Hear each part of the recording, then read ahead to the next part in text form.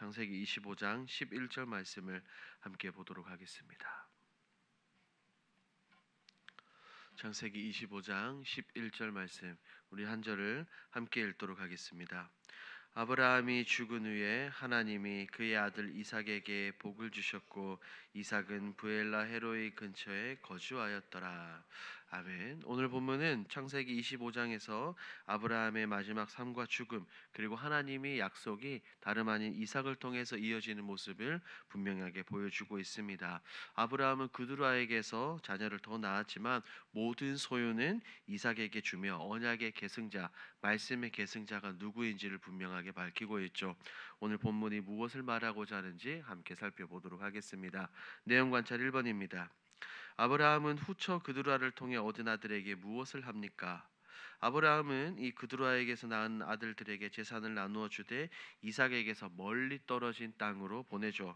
언약의 계승자 자리는 오직 이삭에게만 물려줍니다. 이것은 창세기 12장에서 15장에서 말씀하신 하나님의 약속이 누구를 통해서 이루어지는지를 분명하게 구별하는 행동이죠.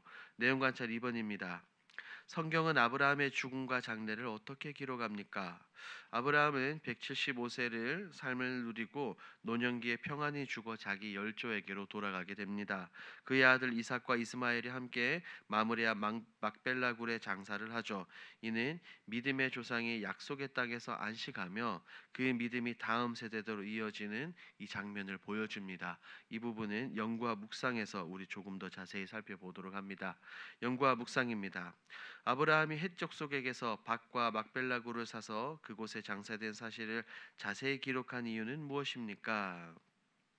우리가 함께 읽은 이 창세기 25장에서 아브라함의 죽음을 나타내고 있죠. 아브라함의 죽음과 장래가 기록될 때 성경은 단순히 그의 나이나 생애를 요약하는 것에 그치지 않고 아브라함이 어디에 어떻게 묻혔는지 구체적인 배경을 다시 언급하고 있습니다. 이것은 믿음의 조상 아브라함이 하나님의 약속을 그의 삶 가운데 실제 삶 속에서 어떻게 살아냈는지를 우리에게 보여주는 굉장히 상징적인 장면입니다.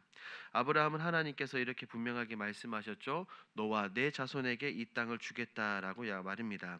하지만 아브라함은 살아 생전에 그 약속의 땅, 믿음의 땅을 그는 차지하지 못했습니다.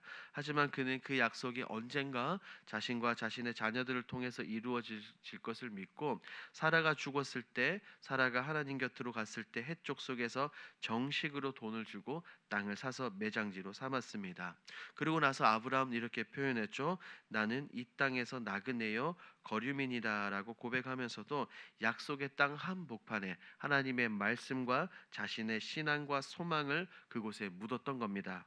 그가 샀던 막벨라굴은 곧 하나님의 언약에 대한 믿음의 증거이며 후손들에게 남겨진 언약의 놀라운 유산이 된 겁니다. 이 장면이 25장에서 반복적으로 기록된 이유는 다음과 같은 의미가 있어요. 첫 번째, 믿음의 약속을 현실보다 더 확실하게 바라보는 눈입니다.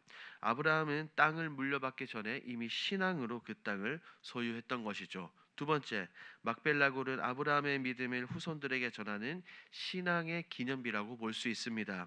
이 굴에는 이삭과 야곱 등 성경에 나오는 믿음의 족장들이 모두 그곳에 장사되므로 이 굴은 단순한 무덤이 아니라 하나님의 말씀을 따라 약속을 따라 살아가는 신앙의 이정표가 된다는 것입니다. 세 번째, 믿음은 끝날 때까지 약속을 바라보는 자세입니다. 아브라함은 그가 죽음 앞에서도 여전히 하나님의 약속을 붙들었습니다. 자신은 그 땅 가운데서 많이 누리지 못할지라도 하나님의 약속은 내 대가 아니라 내 후대에 반드시 이루어진다는 그 믿음이 아브라함을 움직였던 것이죠. 오늘 우리 역시 믿음의 완성을 보지 못해도 하나님의 말씀과 하나님의 약속을 붙들고 사명을 감당하는 삶이야말로 하나님이 기뻐하시고 하나님의 마음을 시원하게 한다는 것을 이 창세기 25장 본문을 통해서 우리가 알 수 있는 겁니다. 느낀 점을 봅니다. 하나님의 확실한 언약을 받은 자답게 믿음과 사명의 길을 묵묵히 거르는 삶을 정리한 아브라함을 보며 무엇을 느낍니까? 아브라함은 부르심 이후에 묵묵히 하나님의 약속을 신뢰했죠. 그 약속이 눈에 보이지 않아도 그는 좌로나 우로 치우치지 아니하며 오직 한 길을 걸었습니다. 그리고 그의 삶의 마지막에는 굉장히 정결하고 조용하게 삶을 마무리하며 하나님께서 주신 자신이 받은 언약과 믿음의 유산을 다음 세대들에게 온전히 넘겨 주었습니다.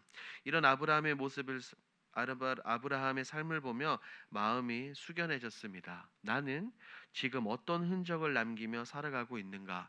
말로는 하나님의 언약을 믿는다고 하지만 조급함과 눈앞의 현실에 밀려 믿음 없이 판단하고 하나님의 약속과 사명보다는 감정에 이끌릴 때가 많지는 않았는지 스스로 되돌아보게 됩니다. 아브라함은 끝까지 말씀에 기대어 살았고 그 말씀이 이루어지지 않는 상황에서도 그 말씀을 기준으로 자신의 인생을 정리했습니다. 이런 아브라함의 모습을 보며 이런 믿음의 삶을 살아야 되겠다고 생각을 해봅니다. 적용입니다. 다른 사람들에게 하나님의 약속을 붙잡는 믿음과 화평을 전했던 적은 언제입니까? 우리는 이 신앙생활을 교회 공동체에서 하죠. 누군가가 믿음의 길에서 지치거나 현실의 무게에 눌려 하나님의 이 언약의 말씀을 약속을 잊어버렸을 때 그 사람 곁에서 우리가 말씀을 붙들고 다시 희망을 전해준 그런 경험들이 누구에게나 있으실 겁니다. 성경을 보면 대표적으로 구약에 나오는 요셉을 들 수 있겠죠. 요셉은 형들로부터 심각한 상처를 받았고 세상의 기준으로는 충분히 복수할 수 있었지만 요셉은 그렇게 하지 않고 이렇게 말합니다. 당신들은 나를 해하려 하였으나 하나님은 그것을 선으로 바꾸사 많은 백성의 생명을 구원하게 하시려 하셨나니. 요셉은 자신이 붙잡은 이 하나님의 약속의 말씀, 이 언약을 형제들에게도 나누었습니다. 두려움 대신 평안을 선포했어요. 그의 믿음은 자신에게 머물지 않았고 다른 사람의 마음에 화평, 샬롬을 심어주는 역할을 했던 겁니다. 오늘 우리도 요셉처럼 하나님의 놀라운 신실한 뜻을 바라보며 약속을 나누고 불안한 마음에 이 평안, 사람과 세상이 줄 수 없는 하나님과 하나님의 말씀이 줄 수 있는 이 샬롬을 흘러보내는 사명을 감당해야 되는 겁니다. 마지막 결단입니다. 하나님의 약속을 붙잡고 주어진 사명을 묵묵히 감당하며 자녀와 다음 세대에게 믿음을 전하기 위해 무엇을 실천하겠습니까? 오늘 창세기 25장 이 말씀을 생각하면서 다음과 같은 두 가지 결단을 해보는 것은 어떨까요? 첫 번째, 사랑하는 자녀손들에게 하나님의 말씀을 전하는 것입니다. 요즘에 통신이 많이 발달되어 있죠. 5분이라도 내가 먼저 말씀 한 구절을 읽고 하나님의 이 언약의 말씀이 우리의 자녀손들에게 자연스럽게 전해지고 들려지고 기억되도록 그들에게 하나님의 말씀을 전달하는 것입니다. 두 번째, 우리의 삶의 우선순위를 하나님의 말씀과 사명에 두는 것입니다. 우리가 이 땅을 살아갑니다. 하지만 이 땅에 소망을 두지 않고 믿음의 눈을 들어 하나님을 바라보는 거죠. 눈앞의 결과보다 하나님의 약속을 따라 우리가 하루하루 살아가며 해야 할 사명을 묵묵히 감당하며 자녀들과 다른 사람들에게 나의 모습, 내 손과 발, 우리 주님이 말씀하신 것처럼 빛과 소금의 행동을 통해 하나님을 배우도록 신앙의 흔적을 남겨보는 것입니다. 오늘 하루 이것을 기억하시고 우리의 삶 가운데 이 모든 것을 실천하시는 저와 여러분들이 되길 우리 주님의 이름으로 축복합니다. 아멘. 오늘